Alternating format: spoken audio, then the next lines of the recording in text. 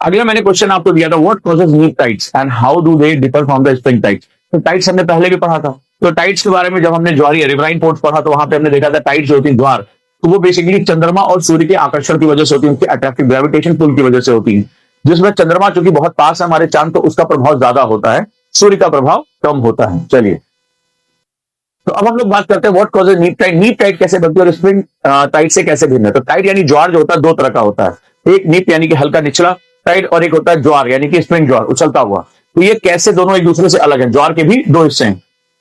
Tides are the periodic rise and fall of the ocean water caused by the gravitational force of the moon and sun. तो क्या हुआ कि ज्वार जो होता है समुद्र के जल का आवधिक, यानी कि एक पर्टिकुलर टाइम में ऊपर जाएगा और एक पर्टिकुलर टाइम में नीचे आएगा। तो जल जो है वो पर्टिकुलर टाइम में जब ऊपर जाता है और नीचे आता है उसको ज्वार बोलते हैं। और ज्वार के पीछे का जो कारण है, प्यार के बुखार को उतार मोरे मनवा, ठीक है, ये है मून एंड सन यानी कि चंद्रमा और सूर्य, जिसमें सबसे ज्यादा ग्रेविटेशन पुल होता है मून का, ठीक है। तो इसको बोलते हैं ग्रेविटेशन, गुरुत्वाकर्षण की वजह से ये खींचता है पानी को। तो एक पीरियोडिक यानी कि एक पर्टिकुलर समय में, क्योंकि चंद्रमा सूर्य पृथ्वी इन सबकी गतियां नियत है, तो ये पीरियोडिक टाइम में एक समय पानी ऊपर चढ़ेगा और फिर पानी नीचे जाएगा। तो ये हमारा बेसिकली ज्वार कहलाता है। अब सवाल है कि नीप टाइड क्या होती है। तो नीप ज्वार जो होता है यानी नीप टाइड जो होती है, occurs when the sun, earth and moon form the right angle, यानी इसको हम लोग क्वाड्रेचर बोलते हैं, on the 7th और 8th date of the lunar fortnight. अब जरा देखें, तो ये कहता है ये रही पृथ्वी, ये रही पृथ्वी, एक तरफ सूर्य है, ये रहा सन सूर्य। तो ये क्या कर रहा है, अपनी तरफ इसको आकर्षित कर रहा है, इसके पानी को, और एक तरफ रहा चंद्रमा चांद मून, ये अपने पानी को आकर्षित कर रहा है। तो दोनों एक दूसरे के साथ राइट एंगल पे, सन और मून, ठीक है, अर्थ पे। तो इसका जो समुद्र का पानी है उसके ऊपर जो खिंचाव पैदा होगा, अब वो दोनों एक दूसरे को क्या करेंगे, कैंसिल आउट कर देंगे। समझ लो जैसे कॉलेज में कोई है जिसको दो लोग बहुत ज्यादा प्यार करते हैं, ठीक है, और दोनों थोड़ा सा अलग अलग है, मतलब एक दूसरी क्लास में दूसरी क्लास में, एक उसी क्लास में पढ़ता है, तो किसका प्रभाव ज्यादा होगा यहाँ पे, चांद वाले का प्रभाव ज्यादा होगा ना। सूर्य वाला वो भी खींच रहा है, उसका नेचर अलग है, दोनों 90 एंगल पे, मन दोनों की तरफ जाएगा कि भाई दोनों बेस्ट फ्रेंड है, थोड़ा मन इधर भी जाएगा मन इधर भी जाएगा। तो यहाँ पर याद रखिएगा इसको। तो यहाँ पर क्या होगा, 7वें और 8वें दिन जो लूनर फोर्टनाइट है, तो इसको क्वाड्रेचर बोलते हैं। यहाँ पर क्या होगा, राइट एंगल, जब दोनों के बीच में 90 डिग्री का एंगल होगा तो कौन सी टाइड होगी, नीप टाइड होगी, यानी नीप ज्वार होगा, नीप टाइड होगा। क्लियर है। तो यहां पर क्या होगा, जो ग्रेविटेशन पुल है, अब ये कंफ्यूज है, ठीक है, अब ये जो है ये व्यक्ति कंफ्यूज है, चाहे लड़की हो चाहे लड़का, इधर देखे ऐ गमे जिंदगी मुझको दे मशवरा, एक तरफ उसका घर एक तरफ मैं घर, अब दोनों में कंफ्यूज हो रहा है। अब दोनों एक दूसरे को जो है, ये भी चॉकलेट लेकर आ रहे हैं, ये भी चॉकलेट लेकर आ रहे हैं, कंफ्यूजन तो हो ही रही है किधर जाए, ज्यादा जो है वो काम बन नहीं रहा है, एक दूसरे के ग्रेविटेशन पुल को कैंसिल आउट करें, इसलिए ज्वार यानी जो है वो पानी ज्यादा उठता नहीं है। ठीक है, आगे बढ़े।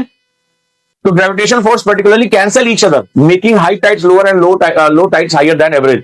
तो ये समय दोनों ग्रुप के बल आंशिक रूप से एक दूसरे को रद्द कर देते हैं, जिसमें उच्च ज्वार सामान्य से कम और निम्न ज्वार सामान्य से अधिक होता है। यानी उच्च ज्वार जितना पानी ऊपर उठना चाहिए वो नहीं उठता, पानी नीचे ज्यादा बना रहता है। ठीक है, तो यहां से उच्च ज्वार जो होता है हाई टाइड जा रहे तो जो है वो उतना ऊंचाई नहीं पा पाएगा, क्योंकि पानी दोनों साइड से कंफ्यूज हो जाएगा। ठीक है, तो जैसे नहीं होता है कि जब जैसे हीर रांझा हो गए तो जीने मरने की बात आ गई भाई, ठीक है, लैला मजनू हो गए, तो दो ही लोग हैं ना, तो एक दूसरे के लिए जान दे देंगे चाहे जो हो जाए। तो ये उच्च ज्वार है, एकदम प्यार का बुखार है जैसे हम लोग कहते हैं। लेकिन यहां पर तो कंफ्यूजन हो गई है ना। स्प्रिंग ज्वार किसे कहते हैं, अमावस्या और पूर्णिमा के समय होता है, जब सूर्य और चंद्रमा का आकर्षण मिलकर सबसे ऊंचा ज्वारीय स्तर बना। तो क्या हुआ, पृथ्वी एक ही लाइन में, तो ये सन हो गया, ये मून हो गया, ये क्या होगा, पानी को एक ही साइड खींचेंगे, दोनों मिलकर खींचेंगे।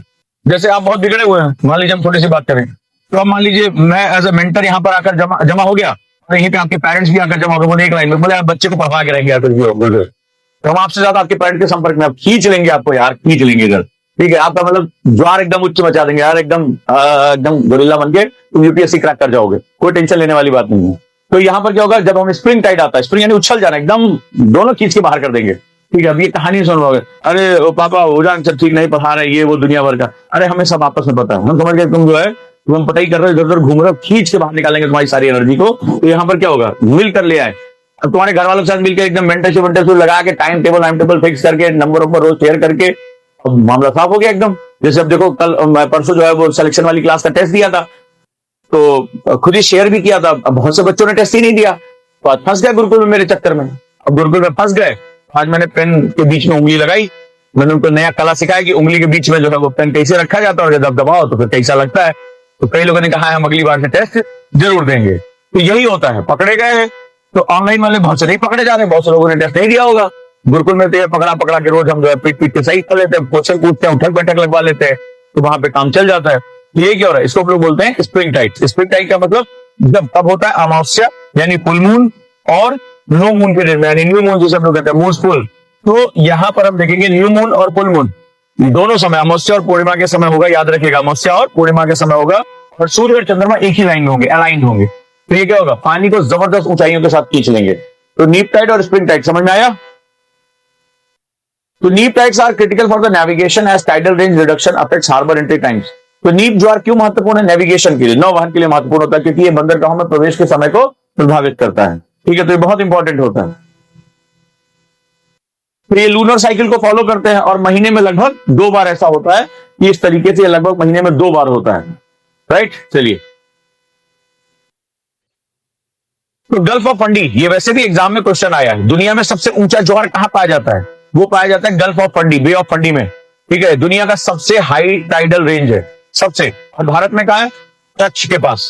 तो ये दोनों जो है खंबात के पास जो है, वहां पर सबसे ज्यादा जो है वो टाइड्स हमारी ऊपर जाती हैं। तो गल्फ ऑफ फंडी एग्जाम में पूछा गया, तो कनाडा के पास जो गल्फ वो सी शेप में है, सी आकार में है, तो पानी यहाँ पे घिर जाता है और वो फुल करके ऊपर की तरफ आता है। तो दुनिया में सबसे ऊंचा जो ज्वार आता है वो कहां आता है, गल्फ ऑफ फंडी में, गल्फ ऑफ फंडी में आता है, यानी बे ऑफ फंडी जिसे कहते हैं, यानी फंडी की खाड़ी में। ठीक है, भारत में कहा, खंबात।